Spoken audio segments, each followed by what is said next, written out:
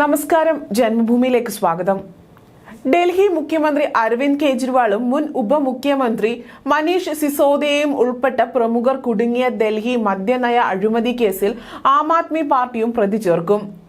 Enforcement directorate Delhi ഹൈക്കോടതിയിൽ അറിയിച്ചതാണിത്. ആദ്യമാണ് അഴിമതി കേസിൽ ഏതെങ്കിലും പാർട്ടി കൂടി പ്രതിയാകുന്നത്.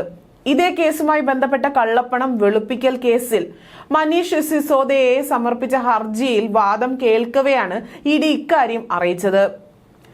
ജാമ്യത്തെ എതിർത്ത് ഇഡി കേസിൽ ആം ആദ്മി പാർട്ടിയെയും പ്രതി ചേർക്കുമെന്നും അനുബന്ധ കുറ്റപത്രം ഉടൻ സമർപ്പിക്കുമെന്നും വ്യക്തമാക്കി. ഹർജിയിൽ വാദം കേട്ട ജസ്റ്റിസ് സ്വർണകാന്ത ശർമ്മ വിധി പറയാൻ മാറ്റിവെച്ചിരിക്കുകയാണ്. ഇഡിക്ക് വേണ്ടി അഡ്വക്കേറ്റ് സുഹൈബ് ഹുസൈനാണ് ഹാജരായത്. കേസിൽ 17 പേരെ അറസ്റ്റ് ചെയ്തതായും ആപ്പ് വ്യക്തമാക്കുകയും പ്രതി ചേർക്കുമെന്നും അദ്ദേഹം പറഞ്ഞു. കേസ് വിചാരണ വൈകിപ്പിക്കാൻ പ്രതി കൂട്ടായി ശ്രമിക്കുകയാണ്. ഈ കേസിൽ മാത്രം 250-ലധികം ഹർജികളും അപേക്ഷകളും സമർപ്പിക്കപ്പെട്ടിട്ടുണ്ട്. രാഷ്ട്രീയ പാർട്ടിയെ കള്ളപ്പണം വെളുപ്പിക്കൽ നിരോധന നിയമ പരിധിയിൽ കൊണ്ടുവരാമെന്ന് ജസ്റ്റിസ് സ്വർണകാന്ത് ശർമ്മയുടെ ബെഞ്ച് അഭിപ്രായപ്പെട്ടിരുന്നു. അരവിന്ദ് കെജ്രിവാൾ അറസ്റ്റിനെതിരെ സമർപ്പിച്ച ഹർജി തള്ളിയായിരുന്നു ഇത് നടന്നത്. ആപ്പ് പ്രചരണ ചുമതലയും ഉത്തരവാദിത്വവും കേജ്രിവാളിനാണെന്ന് ഇഡി അന്ന് കോടതിയെ അറിയിച്ചിരുന്നു.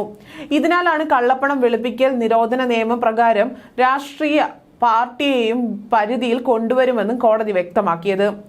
മദ്യനയ അഴിമതി, കള്ളപ്പണം വെളുപ്പിക്കൽ കേസുകളിലാണ് സിബിഐയും ഇഡിയും സിസോദിയയെ അറസ്റ്റ് ചെയ്തത്. സിബിഐ കേസുകളിൽ വിചാരണ കോടതിയും ഡൽഹി ഹൈക്കോടതിയും സുപ്രീം കോടതിയും സിസോദിയയ്ക്കും ജാമ്യം നിഷേധിച്ചിരുന്നു. ജാമ്യം നിഷേധിച്ചതിനെതിരെയുള്ള സിസോദിയയുടെ പുനർപരിശോധനാ ഹർജികളും സുപ്രീം കോടതി തള്ളുകയായിരുന്നു. കഴിഞ്ഞ വർഷം ഫെബ്രുവരി 26-നാണ് സിസോദിയയെ സിബിഐ അറസ്റ്റ് ചെയ്തത്. പിന്നാലെ മാർച്ച് 9-ന് ഇഡി അറസ്റ്റ് രേഖപ്പെടുത്തി. കേസിൽ ഇഡി അറസ്റ്റ് ചെയ്ത അരവിന്ദ് കെജ്രിവാൾ ഇപ്പോൾ സുപ്രീം കോടതി അനുവദിച്ച ഇടക്കാല ജാമ്യത്തിലാണ്.